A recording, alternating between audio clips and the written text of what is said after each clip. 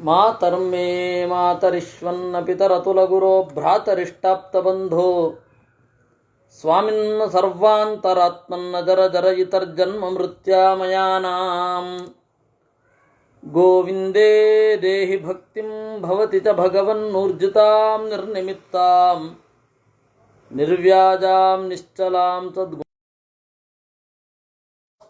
ನರಂ ಚೈವ ನರೋತ್ತಮಂ ದೇವೀಂ ಸರಸ್ವತೀಂ ವ್ಯಾಸಂ ತತೋ ಜಯಮುದೀರಯೇ ವಿಜಾನತಾಂ ಅವಿತ್ತಸ್ಯ ಮಧ್ವಸ್ಯ ಜಗತಿ ಗುರೋಃ ಪೂರ್ವಾಚಾರ್ಯಮಹಿಷ್ಠಾನಾಂ ಇಯಂ ಪ್ರಣತಿಮಾಲಿಕಾ ಪೂರ್ಣಜ್ಞಾನಾಯ ವಿದ್ಮಹೇ ಪೂರ್ಣಾನಂದಾಯ ಧೀಮಹಿ ತನ್ನೋ ವ್ಯಾಸ ಪ್ರಚೋದಯಾತ್. ನಿನ್ನೆ ನಾವು ವಿಸ್ತಾರವಾದ ವಿದ್ಯಾಮೀಮಾಂಸೆಯನ್ನು ನೋಡಿದೆವು.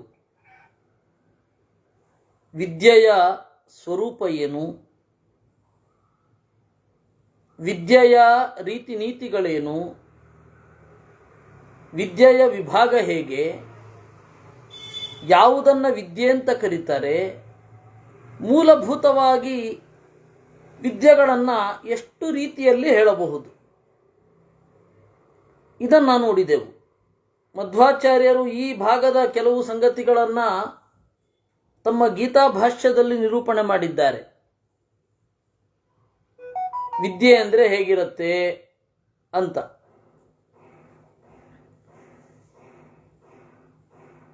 ಆ ವಿದ್ಯೆ ಎಲ್ಲವೂ ಕೂಡ ರಾಜನ ರಕ್ಷಣೆಯಲ್ಲಿ ಇದೆ. ಅದಕ್ಕೆ ಅವನು ದಂಡಾಧಿಕಾರಿ ಅಂತನ್ನೋದು.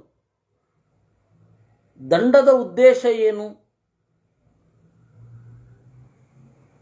ದಂಡದ ಉದ್ದೇಶ ಏನು ಅಂತ ಹೇಳಿದ್ರೆ, ವಿದ್ಯಾರಕ್ಷಣೆ, ತನ್ಮೂಲಕ ಧರ್ಮರಕ್ಷಣ.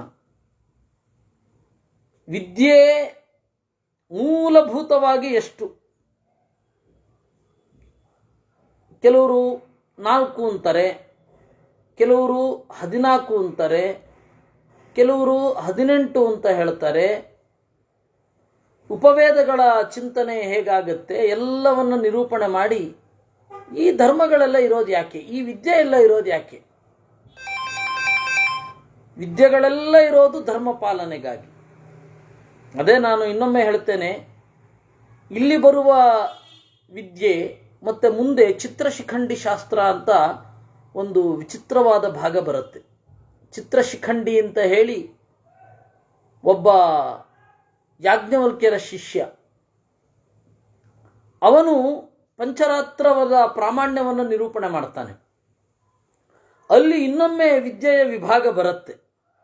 ಆ ಭಾಗವನ್ನು ಮಧ್ವಾಚಾರ್ಯರು ಗೀತಾ ಭಾಷ್ಯದಲ್ಲಿ ತಗೊಂಡಿದ್ದಾರೆ. ಈ ಎಲ್ಲ ವಿದ್ಯೆಗಳಿರೋದು ಯಾಕೆ? ಧರ್ಮಾಚರಣೆಗೆ. ಈ ಧರ್ಮಾಚರಣೆಗೆ ಅಡ್ಡಿ ಬರೋದು ಯಾರಿಂದ? ಧರ್ಮ ಅಂದರೆ ಯಮ ನಿಯಮ. ಯಮ ಹೇಳಿದ್ರೆ ಪಬ್ಲಿಕ್ ಡಿಸಿಪ್ಲಿನ್, ನಿಯಮ ಹೇಳಿದ್ರೆ ಸೆಲ್ಫ್ ಡಿಸಿಪ್ಲಿನ್. ಈ ಎರಡು ಯಾಕೆ ಇರೋದು? ಇದೆರಡೇ ಧರ್ಮ ಅಂತ ಕರೆಯೋದು. ಈ ಎರಡು ಯಾಕೆ ಇರೋದು? ದೇವರನ್ನು ಪಡೀಲಿಕ್ಕೆ. ಈ ದಿಸೆಯಲ್ಲಿ ನಮ್ಮ ಎಲ್ಲ ಬಾಹ್ಯ ಕ್ರಿಯೆಗಳನ್ನು ನಾವು ರೂಪಿಸಿಕೊಂಡಿದ್ದೇವೆ. ದೇಶ ಕಾಲಕ್ಕೆ ಅನುಗುಣವಾಗಿ ಇದನ್ನು ರೂಪಿಸಿಕೊಂಡಿದ್ದೇವೆ. ಅದರಿಂದಾಗಿ ನಮ್ಮ ಶಾಸ್ತ್ರಗಳಲ್ಲಿ ಒಂದು ಚೌಕಟ್ಟಿದೆ. ಆ ಚೌಕಟ್ಟಿನ ಒಳಗಡೆ ನೀವು ಹೆಂಗೆ ಬೇಕಾದ್ರೂ ಬದಲಾವಣೆ ಮಾಡಿಕೊಳ್ಬಹುದು. ಶಾಸ್ತ್ರದ ಚೌಕಟ್ಟಿನಲ್ಲಿ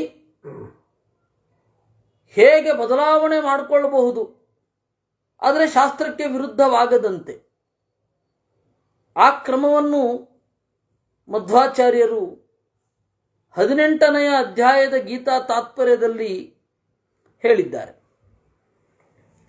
ನಾವು ಅದನ್ನು ಚೆನ್ನಾಗಿ ನೋಡಿದರೆ ನಮ್ಮ ಎಷ್ಟೋ ಸಮಸ್ಯೆಗಳಿಗೆ ಉತ್ತರ ಸಿಕ್ಬಿಡುತ್ತೆ.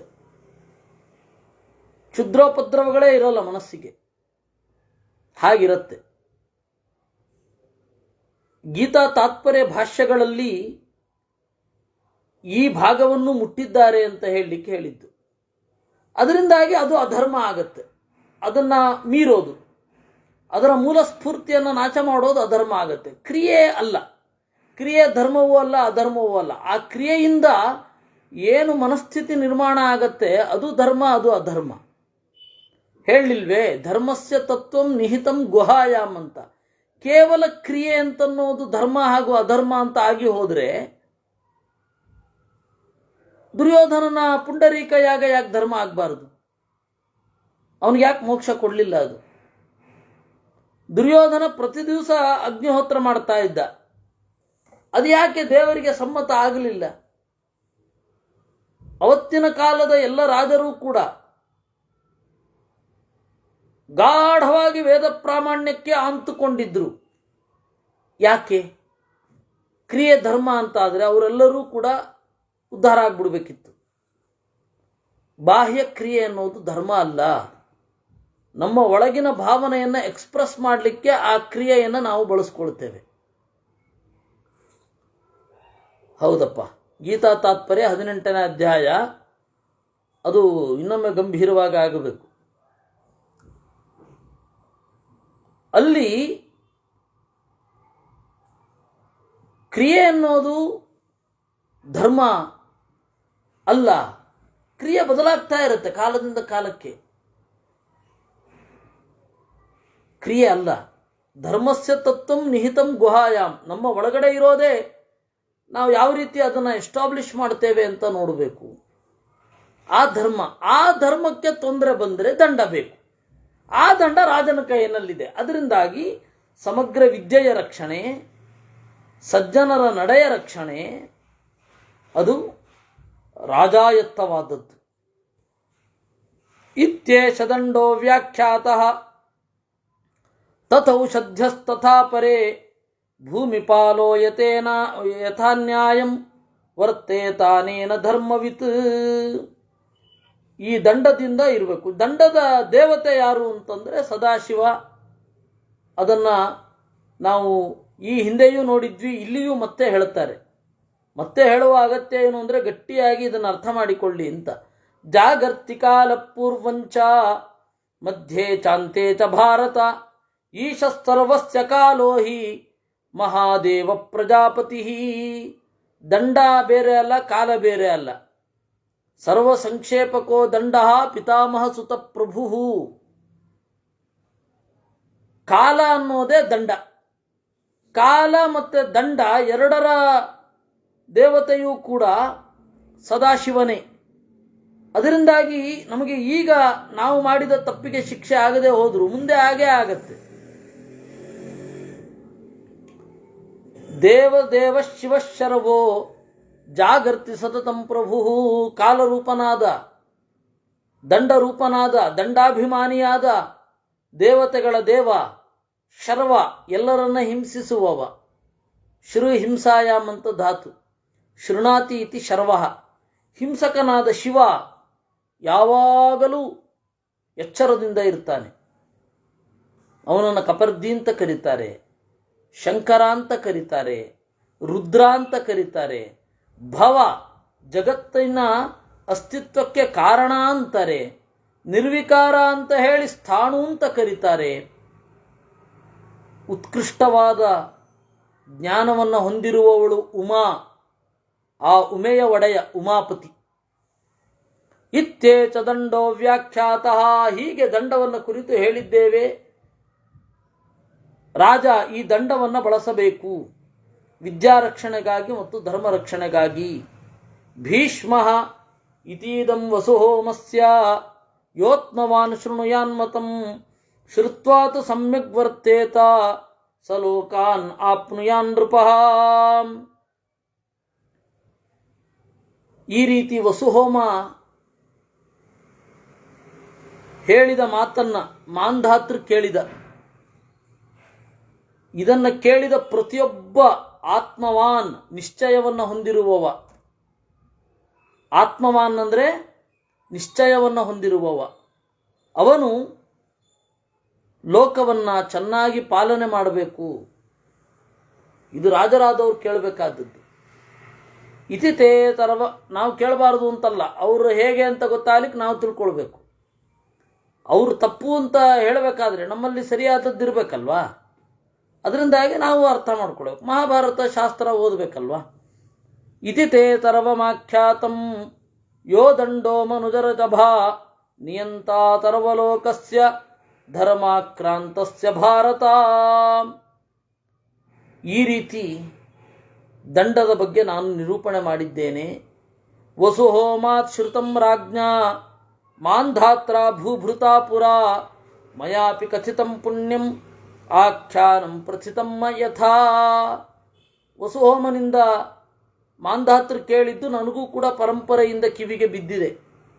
ನಾನು ಇವತ್ತು ಹೇಳ್ತಾ ಇದ್ದೇನೆ, ಇದು ಮುಂದೆ ಇದು ಪ್ರಸಿದ್ಧ ಆಗಬೇಕು ಅಂತ ಅವರು ಹೇಳಿದರು ಅನ್ನುವಲ್ಲಿಗೆ 113ನೇ ಅಧ್ಯಾಯ ಆಯಿತು. ಇನ್ನು 114ನೇ ಅಧ್ಯಾಯಕ್ಕೆ ನಾವು ಪ್ರವೇಶ ಮಾಡಬೇಕು. ಯುಧಿಷ್ಠಿರ ತಾತ ಧರ್ಮಾರ್ಥ ಕಾಮಾನಾಂ ಶ್ರೋತುಮಿಚ್ಛಾಮಿ ನಿಶ್ಚಯಂ ಲೋಕಯಾತ್ರಾ ಹಿ ಕಾರ್ತ್ಸ್ನೇನ ತ್ರಿಶ್ವೇತೇಷು ಪ್ರತಿಷ್ಠಿತಾ. ಅಜ್ಜ, ಧರ್ಮ ಅರ್ಥ ಕಾಮ ಇದರ ನಿಶ್ಚಯವನ್ನು ನಾನು ಕೇಳಬೇಕು. ಯಾವುದು ಧರ್ಮ ಅಂದರೆ ಯಾವುದು, ಅರ್ಥ ಅಂದರೆ ಯಾವುದು, ಕಾಮ ಅಂದರೆ ಯಾವುದು? ಇದನ್ನು ನಂಬಿಕೊಂಡೇ ಜಗತ್ತಿನ ಕಜ್ಜಗಳೆಲ್ಲ ನಡೀತಾ ಇರೋದು. ಲೋಕಯಾತ್ರಾ ಹಿ ಕಾರ್ತ್ಸ್ನೇನ ಈ ಮೂರಲ್ಲಿ ಪ್ರತಿಷ್ಠಿತವಾಗಿದೆ. ಧರ್ಮಾರ್ಥ ಕಾಮ ಕಿಂ ಮೂಲಾ ಪ್ರಭವ ಪ್ರಳಯಶ್ಚಕಃ ಅನ್ಯೋನ್ಯಂ ಚಾನುಷಜ್ಯಂತೆ ವರ್ತಂತೆ ವಾ ಕಥಂ ಪೃಥಕ್. ಧರ್ಮ ಅರ್ಥ ಕಾಮದ ಮೂಲ ಏನು? ಧರ್ಮ ಹಾಗೂ ಅರ್ಥವನ್ನು ಶುರು ಮಾಡಿದವರು ಯಾರು? ಇದರ ಕೊನೆ ಹೇಗೆ? ಅನ್ಯೋನ್ಯಂ ಚಾನುಷಜ್ಯಂತೆ ಈ ಧರ್ಮಾರ್ಥ ಕಾಮಗಳು ಪರಸ್ಪರ ಒಂದರೊಳಗೊಂದು ಹೆಣೆದುಕೊಂಡಿವೆಯೋ ಅಥವಾ ಕಥಂ ಪೃಥಕ್ ವರ್ತಂತೆ ಬಿಡಿಬಿಡಿಯಾಗಿದೆಯೋ, ಇಡಿಯಾಗಿದೆಯೋ ಬಿಡಿಯಾಗಿದೆಯೋ ಹೇಳಿ ಇಂದ. ಭೀಷ್ಮ ಯ ಏತೆ ಸ್ಯುಸ್ಸುಮನತಃ ಲೋಕ ಸಂಸ್ಥಾರ್ಥ ನಿಶ್ಚಯೇ ಕಾಮ ಪ್ರಭವ ಸಂಸ್ಥಾಸು ಮಜ್ಜಂತೆ ಚತ್ರಯಃ ಸದಾ. ಜಗತ್ತಿನ ಸ್ವರೂಪವನ್ನು ತಿಳಿದುಕೊಳ್ಳುವಾಗ ನಮಗೆ ಗೊತ್ತಾಗೋದೇನು ಅಂದರೆ, ಕಾಮವೇ ಪ್ರಧಾನ ಅಂತ ಯಾರು ಅಂದುಕೊಂಡಿರ್ತಾರೆ ಅಂತಹವರ ಬುದ್ಧಿಯಲ್ಲಿ ಮೂರೂ ಕೂಡ ಮುಳುಗಿ ಹೋಗುತ್ತೆ. ಕಾಮವೇ ಪ್ರಧಾನ ಆದರೆ ಧರ್ಮ ಅರ್ಥ ಕಾಮ ಮೂರು ನಾಶ ಆಗುತ್ತೆ. ಧರ್ಮ ಮೂಲೋರ್ಥ ಇತ್ಯುಕ್ತಃ ಕಾಮೋರ್ಥ ಫಲ ಮುಚ್ಯತೆ ಸಂಕಲ್ಪ ಮೂಲಾಸ್ತೆ ತರವೇ ಸಂಕಲ್ಪೋ ವಿಷಯಾತ್ಮಕಃ. ಧರ್ಮ ಮೂಲವಾಗಿದೆ ಅರ್ಥ ಅಲ್ವಾ? ಹಣ ಇದ್ರೆ ಧರ್ಮ ಮಾಡ್ತಾನೊಬ್ಬ. ಕಾಮೋರ್ಥ ಫಲ ಮುಚ್ಯತೆ, ಅರ್ಥದ ಫಲ ಯಾವುದು? ಧರ್ಮದ ಜೊತೆಗೆ ಕಾಮವೂ ಕೂಡ ಬೇಕಾದ್ದನ್ನು ಕೊಂಡುಕೊಳ್ತಾನೆ, ಅವನಿಗಿಷ್ಟ ಬಂದ ಹಾಗೆ ಇರ್ತಾನೆ. ಸಂಕಲ್ಪ ಮೂಲಾಸ್ತೆ ತರವೇ, ನಾನು ಈ ಅರ್ಥವನ್ನು ಧರ್ಮಕ್ಕೆ ವಿನಿಯೋಗಿಸಬೇಕೋ ಕಾಮಕ್ಕೆ ವಿನಿಯೋಗಿಸಬೇಕು ಅಂತ ಸಂಕಲ್ಪ ಇರಬೇಕು. ಸಂಕಲ್ಪ ಎದುರುಗಡೆ ಕಾಣುವ ವಿಷಯ ಸ್ವರೂಪದ ಬಗ್ಗೆ ನಮಗೆ ಗೊತ್ತಿದ್ರೆ ಅದು ಹೋಗುತ್ತಾರೆ.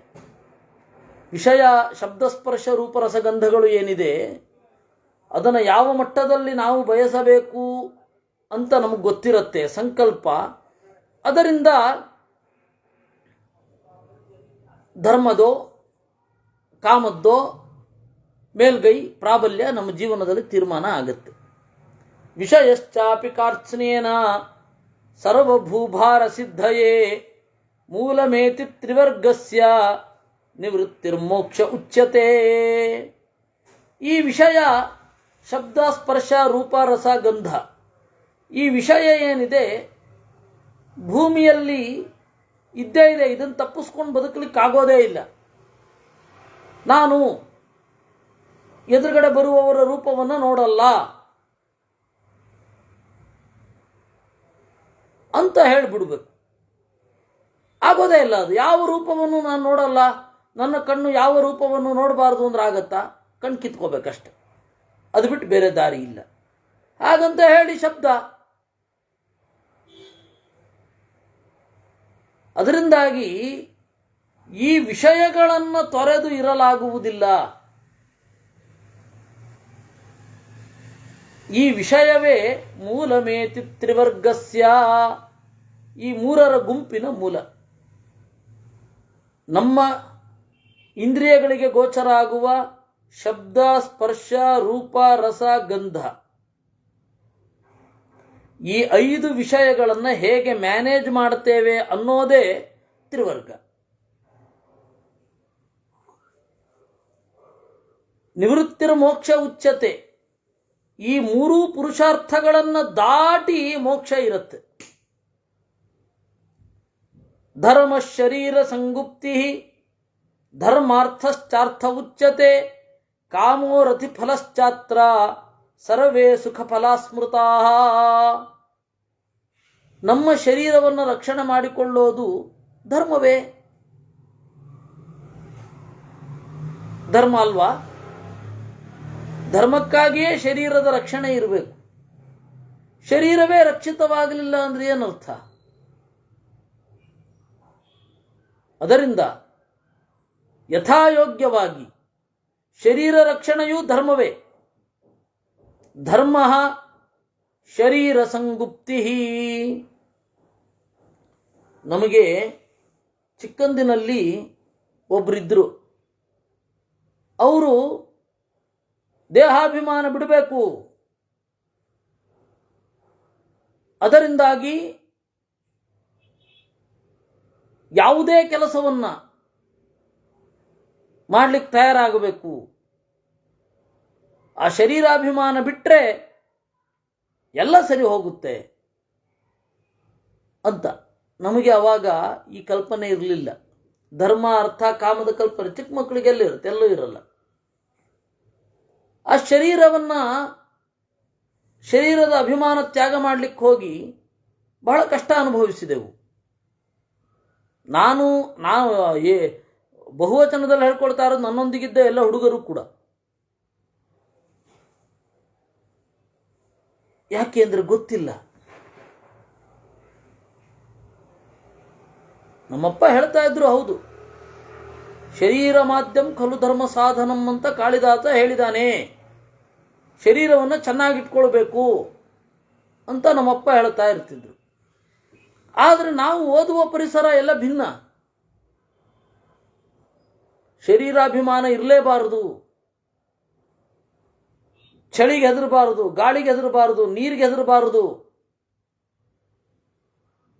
ನಮಗೆ ಮಿತಿಯ ಬಗ್ಗೆ ಪರಿಕಲ್ಪನೆ ಇರಲಿಲ್ಲ. ಅದರಿಂದಾಗಿ ಬಹಳ ನಮ್ಮ ಶರೀರ ಆವಾಗ ಶೈಥಿಲ್ಯಕ್ಕೆ ಒಳಗಾಯಿತು, ಬಹಳ ತೊಂದರೆಗಳಿಗೆ ಒಳಗಾಯಿತು. ನನ್ನ ಸಹಪಾಠಿ ಪಾಪ ಇನ್ನೂ ಕಷ್ಟಪಡ್ತಾ ಇದ್ದಾನೊಬ್ಬ. ಧರ್ಮ ಶರೀರ ಸಂಗುಪ್ತಿ. ಧರ್ಮ ಅನ್ನೋದು ಶರೀರದ ರಕ್ಷಣೆಯೂ ಕೂಡ. ಶರೀರ ಸಂಗುಪ್ತಿ. ಧರ್ಮಾರ್ಥಶ್ಚ ಅರ್ಥ ಉಚ್ಯತೆ. ಅರ್ಥ ಇರೋದು ಯಾಕೆ? ಧರ್ಮಕ್ಕಾಗಿ. ಕಾಮೋ ರತಿಫಲಶ್ಚಾತ್ರ.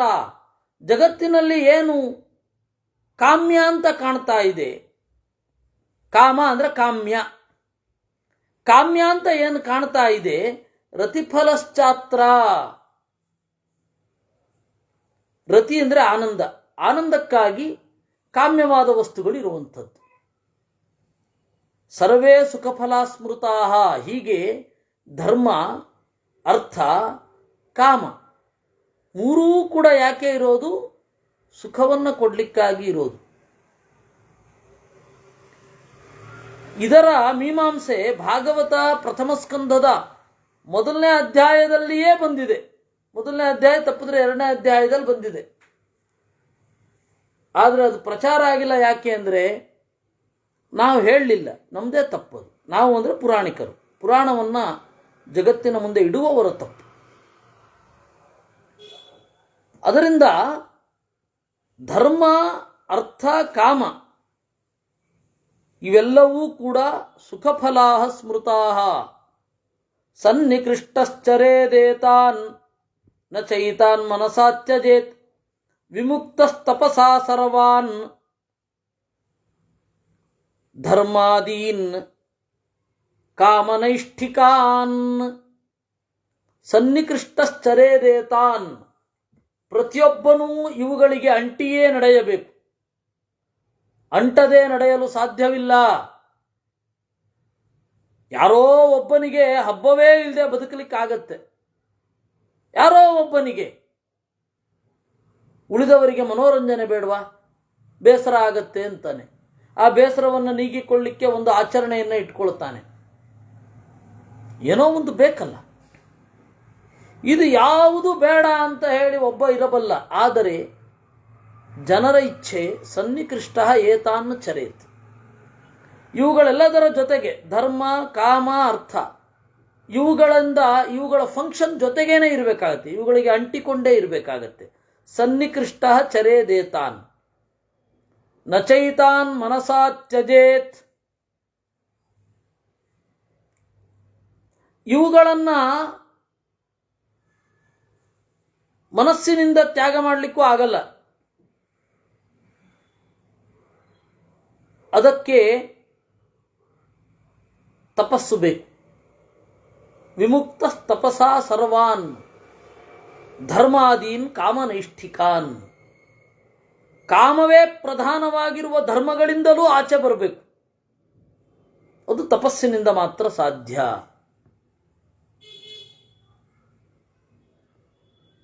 ಶ್ರೇಷ್ಠ ಬುದ್ಧಿಸ್ತ್ರಿವರ್ಗಸ್ಯ ಉದಯಂ ಪ್ರಾಪ್ನುಯಾತ್ ಕ್ಷಣಾತ್ ಬುದ್ಧ್ಯಾ ಬುದ್ಧ್ವಾ ಯಹಾರ್ಥೇನ ತದಹ್ನಾತ್ ನಿಕೃಷ್ಟಯಾ. ವೇದಾಂತ ಓದುವ ಮಂದಿಯೂ ಕೂಡ ಆತ್ಮವಿಮರ್ಶೆ ಮಾಡಿಕೊಳ್ಳಬೇಕಾದ ಶ್ಲೋಕ ಇದು.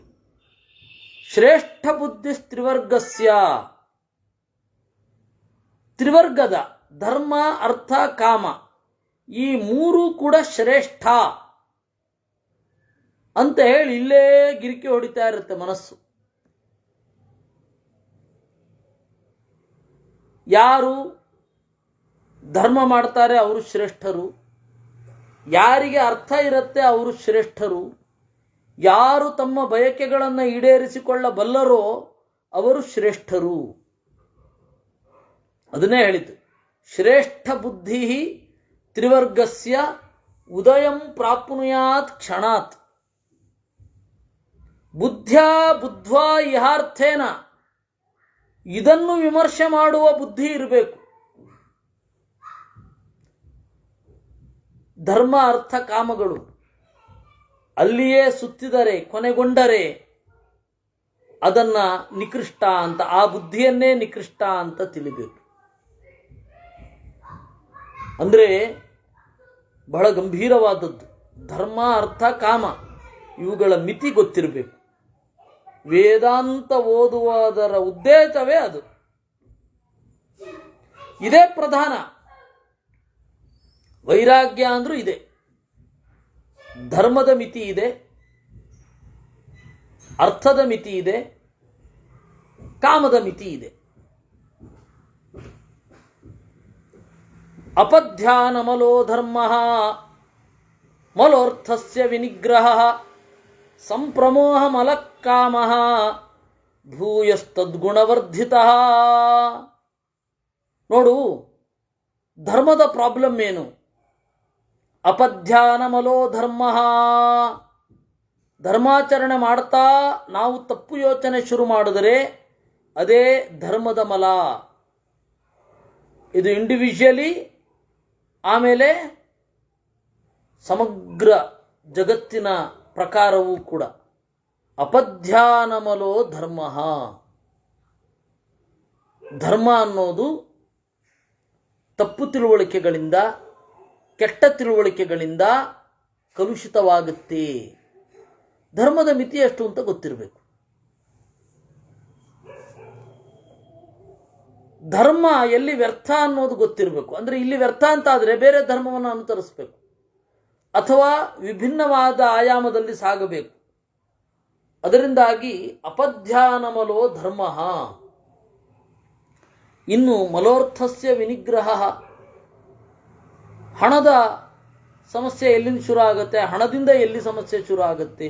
ವಿನಿಗ್ರಹ, ವಿಪರೀತ ಕಟ್ಟು ಮಾಡಿದರೆ, ವಿಪರೀತ ಸ್ಟೋರ್ ಮಾಡಿದರೆ ಅದು ಹಣದ ಸಮಸ್ಯೆ. ಹಣಕ್ಕೇನು ದೋಷ ಬರಲ್ಲ, ಅದನ್ನು ಅನುಸರಿಸುತ್ತಿರುವವರ ದೋಷ. ಅಪಧ್ಯಾನಮಲೋ ಧರ್ಮ, ಒಬ್ಬ ವ್ಯಕ್ತಿ ತಪ್ಪು ತಿಳುವಳಿಕೆಯನ್ನು ಶುರು ಮಾಡಿಕೊಂಡ್ರೆ, ಮನಸ್ಸಿನಲ್ಲಿ ಇಟ್ಟುಕೊಂಡ್ರೆ ಅವನ ಧರ್ಮ ಕಲುಷಿತ ಆಗುತ್ತೆ. ಅಂದರೆ ಅವನ ಕ್ರಿಯೆಗಳು ಸಂಪೂರ್ಣವಾಗಿರೋಲ್ಲ. ಒಬ್ಬ ವಿಪರೀತ ಹಣವಂತನಾದ ವ್ಯಕ್ತಿ ಹಣ ಅಂದರೆ ಶೇಖರಿಸಿಡಬೇಕು ಅಂತ ಯಾವಾಗ ಅನ್ಕೊಳ್ತಾನೆ, ಅವಾಗ ಹಣದ ದೋಷ ಅಂದರೆ ಅವನ ದೋಷ. ಸಂಪ್ರಮೋಹ ಮಲ ಕಾಮ, ಕಾಮ ಸಂಪ್ರಮೋಹ ಮಲ, ಮೋಹವೇ ಮಲ. ಅಯ್ಯೋ ಇದಿಲ್ಲದೆ ನಡೆಯೋದೇ ಇಲ್ಲ ಜಗತ್ತು, ಇದಿರಲೇಬೇಕು ಅನ್ನೋದೇನಿದೆ ಅದು ಕಾಮದ ಮಲ. ಧರ್ಮ, ಅರ್ಥ, ಕಾಮ ಮೂರು ಶುದ್ಧವಾಗಿ ಇರಬೇಕು. ಮೂರರ ಕೊಳೆ ಏನು ಅಂದ್ರು. ಅದರಿಂದಾಗಿ ನಾವು ಜೀವನದಲ್ಲಿ ಧರ್ಮ ಮಾಡುವಾಗ ಯೋಚನೆ ಮಾಡಬೇಕು. ತಲೆ ತೆಗೆದು ಪಕ್ಕದಲ್ಲಿಟ್ಟು ಧರ್ಮ ಮಾಡುವಂತ ಮಧ್ವಾಚಾರ್ಯ ಬಂದು ಹೇಳಿದ್ರ ನಿಮಗೆ? ವೇದವ್ಯಾಸರು ಬಂದು ಹೇಳಿದ್ರ? ಹಾಗೆ ಹೇಳಲಿಲ್ಲ. ನೋಡಿ, ಇಬ್ಬರೇ ಪ್ರಮಾಣ, ಮಧ್ವರು ಮತ್ತು ವೇದವ್ಯಾಸರು. ಅಪಧ್ಯಾನಮಲೋ ಧರ್ಮ. ಅದರಿಂದಾಗಿ ನಮ್ಮ ಧರ್ಮಾಚರಣೆ ಯಾವಾಗ ಕಲುಷಿತವಾಗುತ್ತೆ ಅಂದರೆ ನಾವು ತಪ್ಪು ತಿಳ್ಕೊಳ್ಳಿಕ್ಕೆ ಶುರು ಮಾಡಿದಾಗ. ಇಷ್ಟು ಚೆನ್ನಾಗಿ ಹೇಳ್ತಾರೆ. ಇದನ್ನ ಮತ್ತೆ ಮತ್ತೆ ಮತ್ತೆ ಮತ್ತೆ ವ್ಯಾಖ್ಯಾನ ಮಾಡುವ ಅಂತ ಅನಿಸುತ್ತೆ. ಈ ಚಂಚರೀ ಕತಿಮೆ ಮನಃ ಅಂತ ಹೇಳ್ತಾರಲ್ಲ, ಆ ರೀತಿ ಮಹಾಭಾರತದ ಕೆಲವು ಪ್ರಸಂಗಗಳನ್ನು, ಕೆಲವು ಶ್ಲೋಕಗಳನ್ನು ಮತ್ತೆ ಮತ್ತೆ ವ್ಯಾಖ್ಯಾನ ಮಾಡೋಣ, ಮತ್ತೆ ಮತ್ತೆ ವ್ಯಾಖ್ಯಾನ ಮಾಡೋಣ ಅಂತ. ಜರಾಸಂಧನ ಧರ್ಮ ಅದು ಕೃಷ್ಣನನ್ನೇ ಧಿಕ್ಕರಿಸಿದ ಧರ್ಮ ಪ್ರಜ್ಞೆ ಒಂದು. ಅಪಧ್ಯಾನಮಲೋ ಧರ್ಮ. ಇನ್ನು ನರಕಾಸುರನ ಒಂದು ಜೀವನ, ಧರ್ಮಾರ್ಥಸ್ಯ ವಿನಿಗ್ರಹ. ಯಾವುದೇ ಸಂಪತ್ತು, ಪಶು ಸಂಪತ್ತಾಗಿರಬಹುದು, ಜಡ ಸಂಪತ್ತಾಗಿರಬಹುದು, ಹೆಣ್ಣು ಅನ್ನುವ ಸಂಪತ್ತು, ಹೋಗಿ ಎಲ್ಲ ಗುಡ್ಡೆ ಹಾಕೊಂಡು ಕೂತ್ಕೊಂಡ್ಬಿಟ್ಟಿದ್ದ. ವಿಪರೀತ ಕಾಪಿಡುವುದು, ವಿಪರೀತ ಕಾಪಿಡುವುದು, ವಿಪರೀತ ಸ್ಟೋರೇಜು ಅನ್ನೋದು ಅರ್ಥದ ಸಮಸ್ಯೆ. ಇನ್ನು ಸಂಪ್ರಮೋಹಮಲ ಕಾಮ, ಜಯದ್ರಥ. ಇದೇ ದುರ್ಯೋಧನನೇ ಇದಕ್ಕೆ ಕಾಮಕ್ಕೆ ಉದಾಹರಣೆ ಆಗ್ತಾನೆ. ಅವರೆಲ್ಲ ಕಾಮದ ಹಿಂದೆ ಬಿದ್ದವರು, ರಾವಣ ಮೊದಲಾದವರೆಲ್ಲ. ಅದರಿಂದ ಸಂಪ್ರಮೋಹಮಲಹ, ಮೋಹಕ್ಕೆ ಒಳಗಾದರೆ ಕಾಮ, ಅವನ ಚಿಂತನೆ ಸರಿಯ ಇಚ್ಛೆ. ಸಂಕಲ್ಪ ಅನ್ನೋದು ಕಾಮ ಹೌದು, ಆದರೆ ಅದು ಸ್ವರೂಪಭೂತವಾದದ್ದು.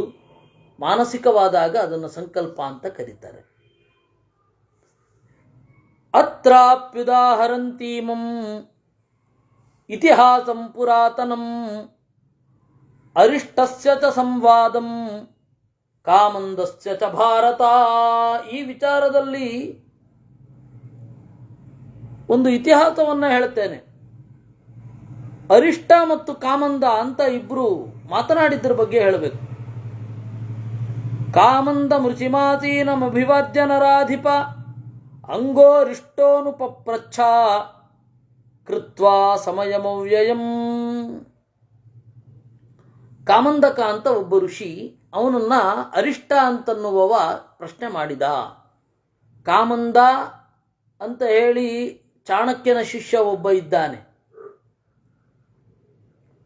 ಅವನ ಪುಸ್ತಕ ಇವತ್ತು ಸಿಗುತ್ತೆ. ಕಾಮಂದಕ ನೀತಿಶಾಸ್ತ್ರ ಅಂತ.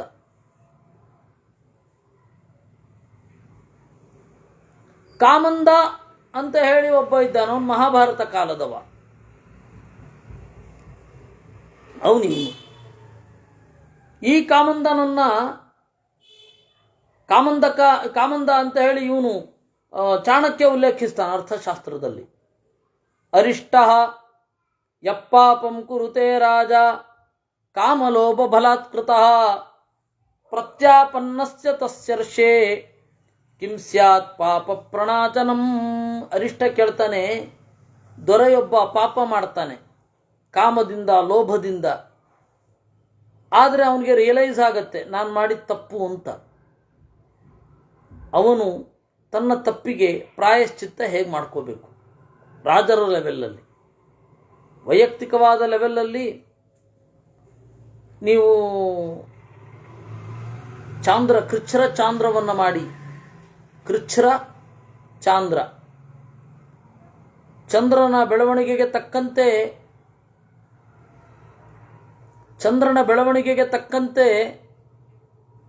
ತುತ್ತನ್ನು ಹೆಚ್ಚಿಸ್ತಾ ಹೋಗೋದು, ಚಂದ್ರನ ಕ್ಷಯಕ್ಕೆ ತಕ್ಕಂತೆ ತುತ್ತನ್ನು ಕಡಿಮೆ ಮಾಡ್ತಾ ಹೋಗೋದು. ಅದು ಬಹಳ ಕಷ್ಟ. ಪರಮಾವಧಿ ಅಂದರೆ 16-15 ತುತ್ತು ತಿನ್ಬೋದಷ್ಟೆ. ಆ ರೀತಿ ಕೃಚ್ಛ್ರ ಚಾಂದ್ರಾಯಣ 6 ತಿಂಗಳು ಮಾಡೋದು ಇರುತ್ತೆ ಕೆಲವೊಂದು ಪಾಪಗಳಿಗೆ. ವೈಯಕ್ತಿಕವಾದ ನೆಲೆಯಲ್ಲಿ ಆದರೆ ಕೃಚ್ಛ್ರ ಚಾಂದ್ರಾಯಣ ವ್ರತ. ಏನಾದ್ರು ತಪ್ಪು ಮಾಡಿದರೆ, ರಾಜನೊಬ್ಬ ತಪ್ಪು ಮಾಡಿದ್ರೆ ಏನು ಪ್ರಾಯಶ್ಚಿತ್ತ?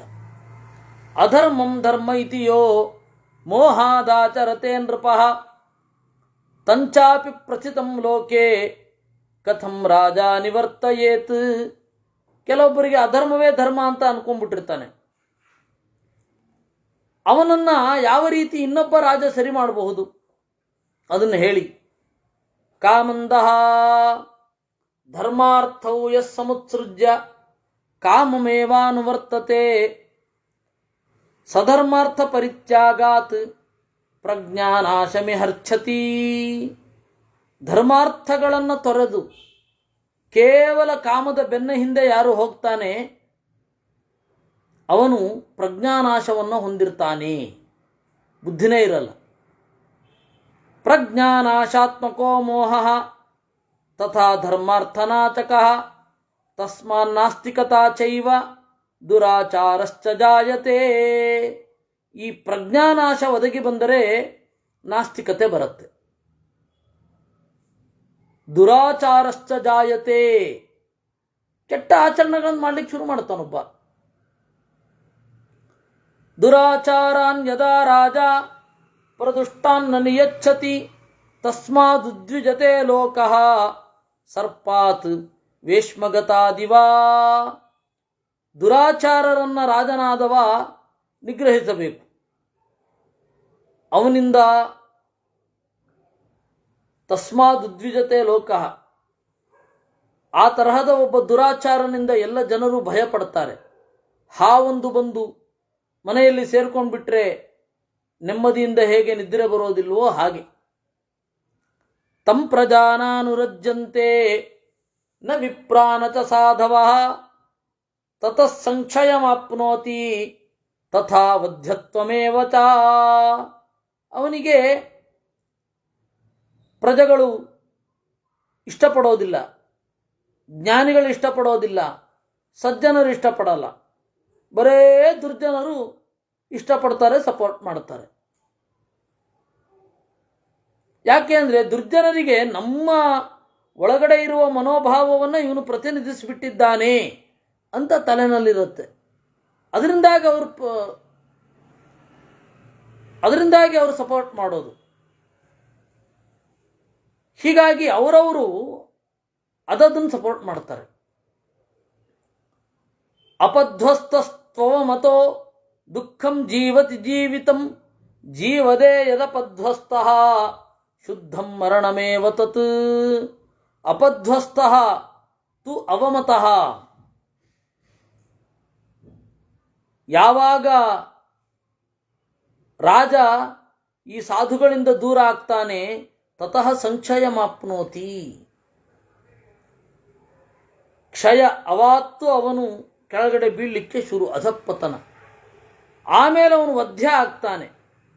ಅಪಧ್ವಸ್ತಸ್ತವಮತಃ ದುಃಖಂ ಜೀವತಿ ಜೀವಿತಂ ಜೀವದೇ ಯದಪಧ್ವಸ್ತಃ ಶುದ್ಧಂ ಮರಣಮೇವ ತತ್. ಯಾವಾಗ ಸಜ್ಜನರಿಂದ ತಿರಸ್ಕೃತನಾಗಿರ್ತಾನೆ, ಸಜ್ಜನರಿಂದ ಅವಮಾನಕ್ಕೆ ಒಳಗಾಗ್ತಾನೆ, ಆವಾಗ ಅವನ ಜೀವನ ನೋವಿನ ಮೂಟೆ ಆಗತ್ತೆ. ಇವಾಗ ದುರ್ಯೋಧನನದ್ದೇ ಉದಾಹರಣೆ ಕೊಡೋದಾದರೆ, ವಿಪರೀತ ಅಸೂಯೆಗೊಳಗಾದ, ಉತ್ಕಟವಾದ ಅಸೂಯೆಗೊಳಗಾಗಿ ಸಭೆಯನ್ನು ನೋಡ್ಲಿಕ್ಕೆ ಬಂದ. ಅಲ್ಲಿ ಜಾರಿ ಬಿದ್ದ, ಮೂಗೊಡ್ಕೊಂಡ ಗೋಡೆಗೆ. ಅವಾಗ ನಕ್ರು. ಅದು ಅವಮಾನ ಆಯಿತು. ಯಾಕೆ ಅವಮಾನ ಆಯಿತು? ಪ್ರಜ್ಞಾನಾಥವನ್ನು ಹೊಂದಿದ್ದ, ಆದ್ದರಿಂದಾಗಿ ಅಪಧ್ವಸ್ತನಾಗಿದ್ದ. ಪ್ರಜೆಗಳಿಗೆ ದುರ್ಯೋಧನ ಅಂದರೆ ಇಷ್ಟ ಇರಲಿಲ್ಲ. ಯಾಕೆ ಅಂದರೆ ದುರ್ಯೋಧನ ಕೃತಜ್ಞ ಅಂತ ತಲೆಗೆ ಬಂದ್ಬಿಟ್ಟಿತ್ತು ಎಲ್ಲರಿಗೂ. ಯಾಕೆ ಅಂದರೆ ಭೀಮಸೇನ ಕಳಿಂಗರಾಜನಲ್ಲಿ ಸಿಕ್ಕಿಬಿದ್ದಿದ್ದ ದುರ್ಯೋಧನಾದಿಗಳನ್ನು ಬಿಡಿಸಿ ತಂದ. ಕಳಿಂಗರಾಜನ ಹೆಸರು ಸುವಜ್ರ ಅಂತ. ಆ ಸುವಜ್ರನ ಮಗಳನ್ನ ಎತ್ತಾಕೊಂಡು ಬರ್ಲಿಕ್ಕೆ ಹೋಗಿ ಸಿಕ್ಕಾಕೊಂಡ್ಬಿಟ್ಟ ಅವನು. ಯಾರು? ದುರ್ಯೋಧನ. ಅವಾಗ ಭೀಷ್ಮಾದಿಗಳೆಲ್ಲ ಹೇಳಿ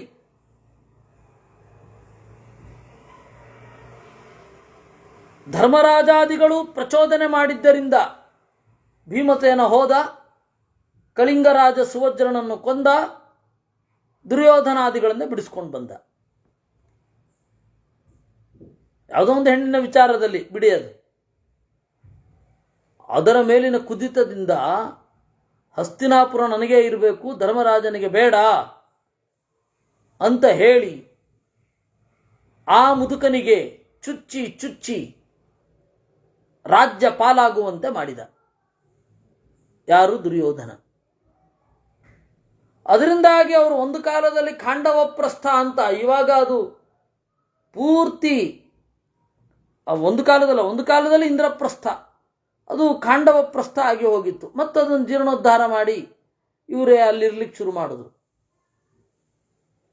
ಅಲ್ಲಿಯೂ ಕೂಡ ಇವರ ಎತ್ತರವನ್ನು ಸಹಿಸಲಿಕ್ಕಾಗಲಿಲ್ಲ. ನೋಡಿ, ಕೃತಜ್ಞತೆಯಿಂದ ಕಂಗೆಟ್ಟು ಗುಣಗಳನ್ನು ನೋಡದೆ ಪ್ರಜ್ಞಾನಾಶವನ್ನು ಹೊಂದಿ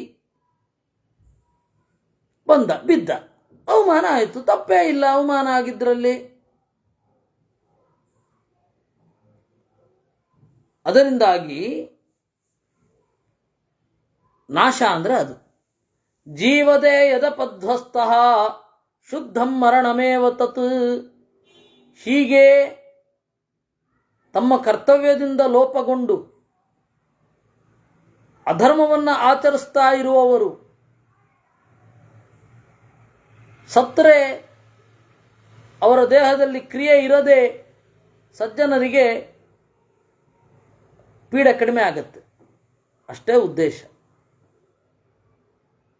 ಕೊಲ್ಲೋದು ಹೇಗೆ ಧರ್ಮ ಅಂದರೆ, ಹೌದು, ಬೇರೆಯವರ ಧರ್ಮ ಕಾಮಾರ್ಥಗಳಿಗೆ ಇವರಿಂದ ತೊಂದರೆ, ಅದಕ್ಕೆ ಇವರನ್ನು ಕೊಲ್ಲಬೇಕು. ಮೊದಲೇ ಸತ್ತೋಗಿದ್ದಾನೆ. ನಾವು ಹೇಳ್ತೇವಲ್ವಾ, if character is lost everything is ಅಂತ. ಅವನ ನಡತೆ ಸತ್ತು ಹೋದರೆ ಅವನೇ ಸತ್ತಂತೆ. ಮಧ್ವಾಚಾರ್ಯರು ಅವಿನಾಶಿತ ತದ್ವಿಧಿ ಅಂತ ಅನ್ನುವಲ್ಲಿ ಇದೇ ಅರ್ಥ ಬರೀತಾರೆ.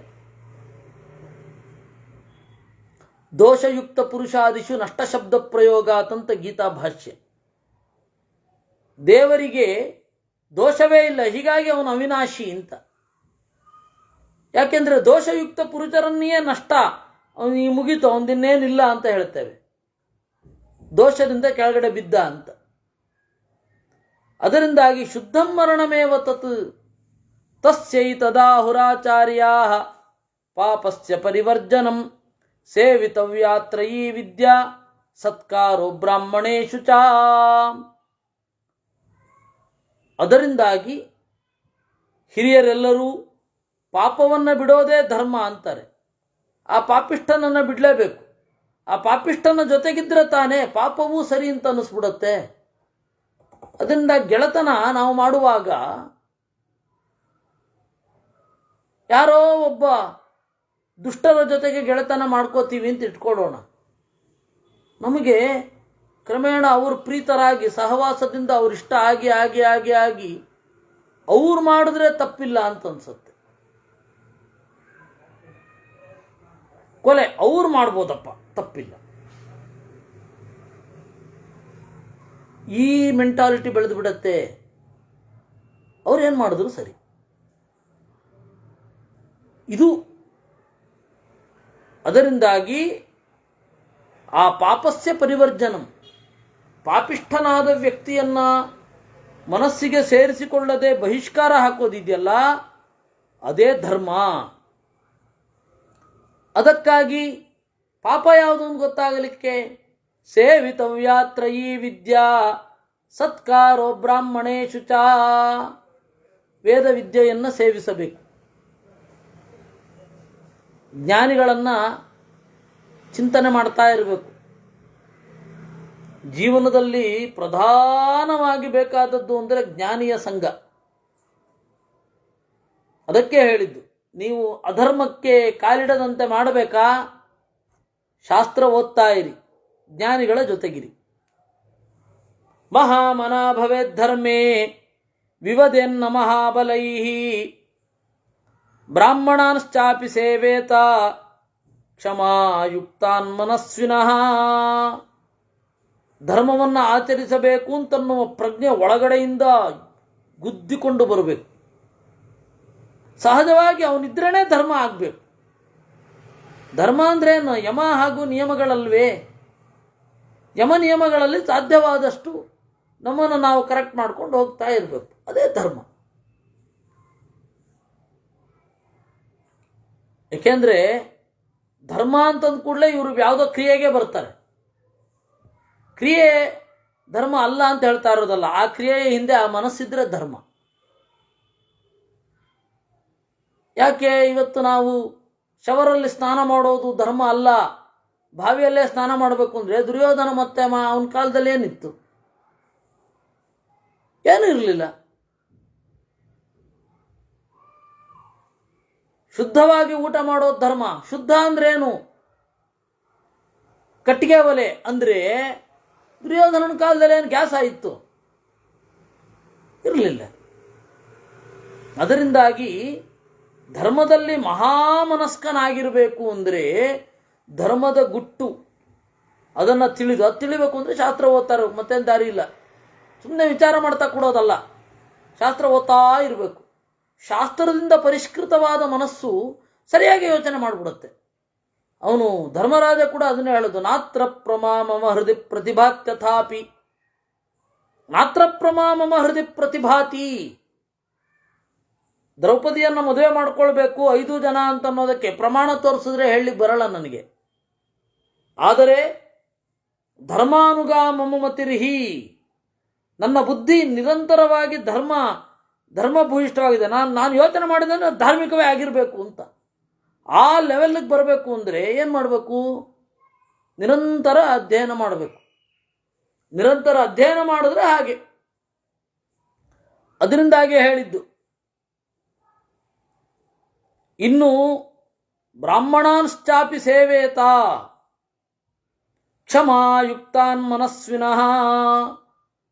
ಕ್ಷಮಾಯುಕ್ತರಾದ ಉದಾರವಾದ ಮನಸ್ಸಿರುವ ಬ್ರಾಹ್ಮಣರನ್ನು ಸೇವಿಸಬೇಕು. ಅಂದರೆ ಜ್ಞಾನಿಗಳನ್ನು. ವಿಪರೀತ ಸಿಟ್ಟು ಮಾಡಿಕೊಳ್ಳುವವರು ಇತ್ಯಾದಿ ಅವರಿದ್ದರು ಅಂದರೆ ಅದು ದೋಷ ಇದೆ ಅಂತ ಹೇಳಿ ಅವ್ರನ್ನ ಎಷ್ಟು ಬೇಕೋ ಅಷ್ಟಕ್ಕೆ ಇಟ್ಕೊಳ್ಬೇಕು. ಪಾಪ ಒಳ್ಳೆ ಜ್ಞಾನಿಗಳಾಗಿರ್ತಾರೆ, ಏನು ಬೇಗ ಸಿಟ್ಟಾಗ್ತಾ ಇರುತ್ತೆ. ಅಷ್ಟು ಭಾಗ ತೆಗೆದುಬಿಟ್ಟು ಬೇರೆ ಎಲ್ಲ ನಾವು ಹೊಂದಬೇಕು. ಜಪೇದುದಕಶೀಲ ಸ್ಯಾತ್ ಸುಮುಖೋ ನ ಚ ನಾಸ್ತಿಕಃ ಧರ್ಮಾನ್ವಿತಾಂತಂ ಪ್ರಣಯೇತ್ ಬಹಿಷ್ಕೃತ್ಯೈವ ದುಷ್ಕೃತಂ. ತೀರ್ಥಗಳ ಬಳಿ ಕಾಲ ಕಳಿಬೇಕು. ಉದಕಶೀಲ, ಉದಕ ಹೇಳಿದರೆ ಸರೋವರ, ಬಾವಿ ಮೊದಲಾದವುಗಳು. ಅದನ್ನು ಪ್ರೀತಿಸುವ ಬುದ್ಧಿ ಬರಬೇಕು. ಇದು ಏನಪ್ಪ ಅಂತ ಅನ್ಸತ್ತೆ ನಿಮಗೆ, ನೀರನ್ನು ಪ್ರೀತಿಸಬೇಕೇ ಅಂತ. ಹೌದು, ನೀರು ಯಾವ ಧರ್ಮದಲ್ಲಿ ಇರಲಿಲ್ಲ, ಮೂಲದಲ್ಲಿಯೇ ಅವರೇ ಬಹಳ ಕ್ರೂರಿಗಳಾಗಿರೋದು. ಮರುಭೂಮಿಯ ಧರ್ಮ ಯಾವುದು? ಜಪೇತ್ ಉದಕಶೀಲ ಸ್ಯಾತ್ ಸುಮುಖ ನಚ ನಾಸ್ತಿಕ. ನಾಸ್ತಿಕರಾಗಿರಬಾರದು. ಸುಮುಖ ಅಂತಂದ್ರೆ ಒಳ್ಳೆಯದನ್ನೇ ಉಚ್ಚರಿಸಬೇಕು. ಶಾಸ್ತ್ರ ಅಷ್ಟೇ, ಇನ್ಯಾವುದೂ ಇಲ್ಲ. ಧರ್ಮಾನ್ವಿತಾಂತಂ ಪ್ರಣಯೇತ್ ಬಹಿಷ್ಕೃತ್ಯೈವ ದುಷ್ಕೃತಂ. ದುಷ್ಕೃತಗಳನ್ನು ಬಹಿಷ್ಕಾರ ಮಾಡಬೇಕು. ಪ್ರಸಾದಯನ್ ಮಧುರಯ ವಾಚಾವಾಪ್ಯಥ ಕರ್ಮಣ ಇತ್ಯಸ್ತೀತಿ ವದೇನ್ ನಿತ್ಯಂ ಪೂರ್ವೇಶಾಂ ಕೀರ್ತಯೇದ್ ಗುಣಾನ್. ಮಧುರವಾದ ಮಾತಿನಿಂದ ಕಷ್ಟಾಂತ ಬಂದವರಿಗೆ ಸಾಂತ್ವನ ಹೇಳಬೇಕು. ಹೀಗಿತ್ತಂತೆ ಅಂತ ಹಿಂದಿನವರ ಗುಣಗಳನ್ನೇ ನೆನೆಯಬೇಕು. ಗೊತ್ತಾಯ್ತಾ? ಹಿಂದಿನವರ ಗುಣ ಏನಿದೆ ಅದು ಯಾವುದೇ ಕ್ಷೇತ್ರದ ಹಿಂದಿನವರ ಗುಣ, ಒಳ್ಳೆಯ ಗುಣ ಇದ್ರೆ ನೆನೆಯಬೇಕು. ವಿಶೇಷತಃ ನಮ್ಮ ಗುರು ಪರಂಪರೆಯ ಗುಣವನ್ನು ನೆನೆಯಬೇಕು. ಅವರು ಪಾಠ ಮಾಡಿಲ್ಲದೆ ಇರಬಹುದು, ಏನೂ ಆಗಿಲ್ಲದೆ ಇರಬಹುದು, ಗುಣವನ್ನು ನೆನೆಯಬೇಕು. ಗುಣ ನೆನಿಬೇಕು ಅಂತ ಹೇಳಿದ್ದಾರೆ. ಹಾಗಂತ ಹೇಳಿ ಹೋಗಿ ಕವಚ ಮಾಡಿಸ್ಬಿಡೋದಲ್ಲ, ಬೆಳ್ಳಿ ಕವಚ, ಬಂಗಾರದ ಕವಚ ವೃಂದಾವನಗಳಿಗೆ. ಇತ್ಯಸ್ತೀತಿ ವದೇನ್ ನಿತ್ಯಂ ಪೂರ್ವೇಚಾಂ ಕೀರ್ತಯೇದ್ ಗುಣಾನ್ ಅಪಾಪೋ ಹೇವಮಾಚಾರಃ ಕ್ಷಿಪ್ರಂ ಬಹುಮತೋ ಭವೇತ್ ಪಾಪಾನ್ಯಪೀಹ ಕೃಚ್ಛ್ರಾಣಿ ಶಮಯೇನ್ನೇಹ ಸಂಚಯಃ. ಹೀಗೆ ಪಾಪಿಷ್ಠನಾಗದೆ ಬಹಳ ಜನರು ಪ್ರೀತಿಸುವಂತಹ ಜನ ಇವನಾಗ್ತಾನೆ. ಜನರಿಗೂ ಬುದ್ಧಿ ಇರಬೇಕು, ಇಂಥವ್ರನ್ನ ಪ್ರೀತಿಸಬೇಕು ಅಂತ. ಎಂತೆಂಥವರನ್ನು ನಮ್ಮ ಪ್ರತಿನಿಧಿ, ನಮ್ಮ ಜನಾಂಗದವ, ನಮ್ಮ ಜಾತಿಯವ ಅಂತ ಪ್ರೀತಿಸುವ ಹಾಗಿಲ್ಲ. ಗುರವೋ ಹಿ ಪರಂ ಧರ್ಮಂ ಎಂಬ್ರೂಯುಸ್ತಂ ತಥಾ ಕುರು. ಗುರುಣಾಂ ಹಿ ಪ್ರಸಾದಾದ್ವೈ ಶ್ರೇಯ ಪರಮವಾಪ್ಸ್ಯಸಿ. ಗುರುಗಳು ಅವರ ಮೂಲಕ ಧರ್ಮವನ್ನು ಕೇಳಬೇಕು, ಹಾಗೆ ಮಾಡಬೇಕು. ಹಿರಿಯರ ಅನುಗ್ರಹದಿಂದ ಒಳ್ಳೆಯ ಶ್ರೇಯಸ್ಸನ್ನು ಹೊಂದುತ್ತೀಯ. ಪ್ರಾಯಶ್ಚಿತ್ತದ ಬಗ್ಗೆ ಕೇಳಿದ, ಆಯ್ತಾ? ಅದಕ್ಕಿನ್ನೂ ಮುಂದೆ ಬರ್ತಾನೆ. ಇಲ್ಲಿರೋ ಅಭಿಪ್ರಾಯ ಏನು ಅಂತಂದ್ರೆ, ಪ್ರಾಯಶ್ಚಿತ್ತ ಜೀವನದಲ್ಲಿ ಬರದೇ ಇರೋದೆ, ಪ್ರಾಯಶ್ಚಿತ್ತ ಮಾಡಿಕೊಳ್ಳುವ ಪ್ರಸಂಗ ಬರದೇ ಇರೋದು ಹೇಗೆ ಅಂತ ಅಂದುಬಿಟ್ರು. ಪ್ರಾಯಶ್ಚಿತ್ತದ್ದುಂಟು, ಮುಂದೆ ಬರುತ್ತೆ. ಅದರಿಂದಾಗಿ ಇಲ್ಲಿ 114ನೇ ಸರ್ಗ. ಹಾಗಾದರೆ ಧೃತರಾಷ್ಟ್ರ ದುರ್ಯೋಧನಂಗೆ ಹೇಳಿರ್ಲಿಲ್ವೇನು? ಇಲ್ಲಪ್ಪ, ಹೇಳಿದ್ರು ಅವನು ಕೇಳಲಿಲ್ಲ ಅಂತ ಭೀಷ್ಮಾಚಾರ್ಯ ಇಲ್ಲಿ ಹೇಳ್ತಾರೆ. ಸರಿ, ಧೃತರಾಷ್ಟ್ರ ಏನು ಹೇಳಿದ ದುರ್ಯೋಧನನಿಗೆ, ಏನು ಉಪದೇಶ ಮಾಡಿದ ಅಂತ ಆ ಕಥೆ ಒಳಗಡೆ ಒಂದು ಕಥೆ ಇದೆ. ಅದನ್ನು ನಾವು ನಾಳೆ ನೋಡೋಣ. ಕೃಷ್ಣಾರ್ಪಣಮಸ್ತು.